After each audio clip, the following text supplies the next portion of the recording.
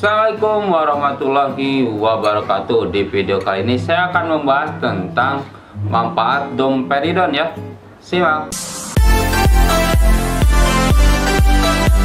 Apa sih domperidon itu? Di video tentang vertigo itu ada obat namanya domperidon ya. Jadi domperidon itu biasanya dipakai untuk meredakan gejala mual dan muntah. Cara kerjanya biasanya itu sebagai antagonis dopamin ya. Jadi dopamin itu penghantar dari otak ke tubuh itu untuk rangsangan mual muntah ya. Jadi si domperidon ini menghambat cara kerja dopamin itu. Jadi bisa meredakan gejala mual muntah itu ya. Domperidon juga bisa meningkatkan pergerakan kerja usus ya. Jadi usus kayak lambung ya, jadi bisa dipercepat. Jadi kalau ada yang sakit gitu ya, sakit kayak begah gitu, bisa pakai domperidon juga ya. Domperidon juga bisa meningkatkan produksi prolaktin ya. Ya prolaktin itu biasanya untuk ASI ya.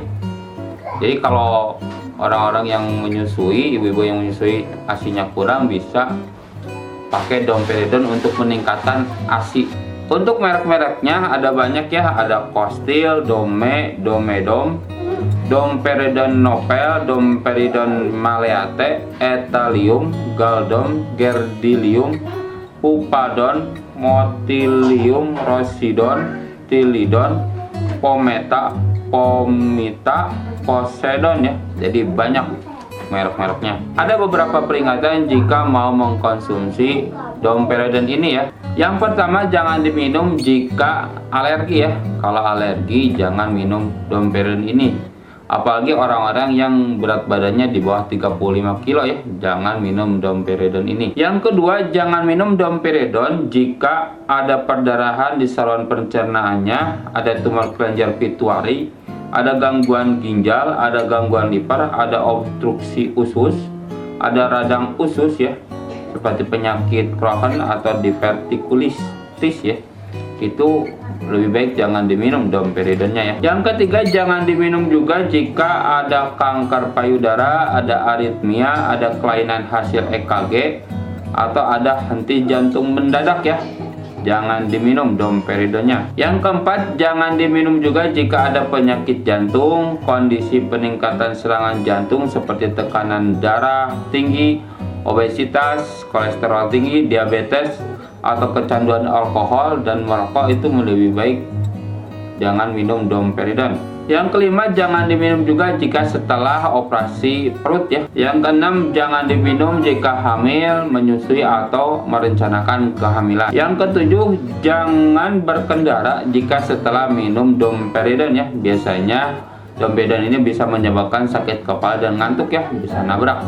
Yang kedelapan, beritahu dokter jika sedang minum suplemen, herbal, atau obat lain biar tidak terjadi interaksi obat ya, seperti jika diminum dengan antasida atau penurun asam lambung seperti omeprazol dan ranitidin, biasanya akan menurunkan kadar domperidonnya ya. Yang keenam, jika diminum dengan antikolinergik ya, seperti dextrometorphan atau diphenhydramin, itu akan menurunkan efek dari domperidonnya. Jadi mual muntahnya nanti agak susah turun. Yang ketiga, jika diminum dengan clarithromycin, ketoconazole, amiodarone, haloperidol, erythromycin, atau cisaprade, itu akan terjadi risiko aritmia ya, jadi bahaya ya, bisa menyebabkan henti jantung mendadak.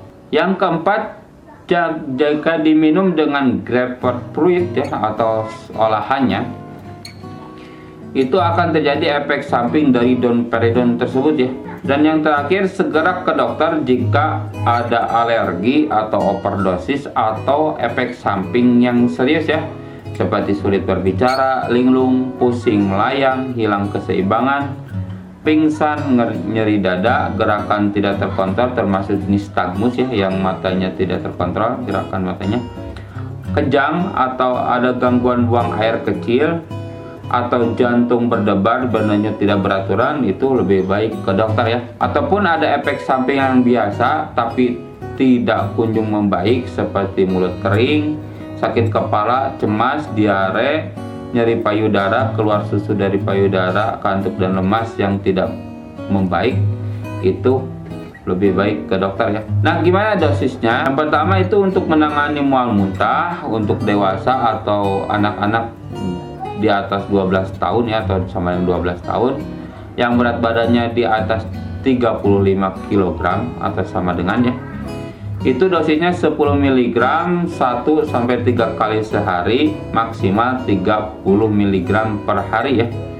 Untuk durasinya biasanya paling maksimal tuh 1 minggu ya, jangan lebih. Yang kedua, untuk meningkatkan jumlah ASI, biasanya untuk ibu-ibu menyusui itu 10 mg biasanya setiap 8 jam sekali ya. Yang ketiga, untuk menangani gastroparesis ya, atau sakit perut karena begah, itu untuk dewasa biasanya 10 mg, diminumnya 3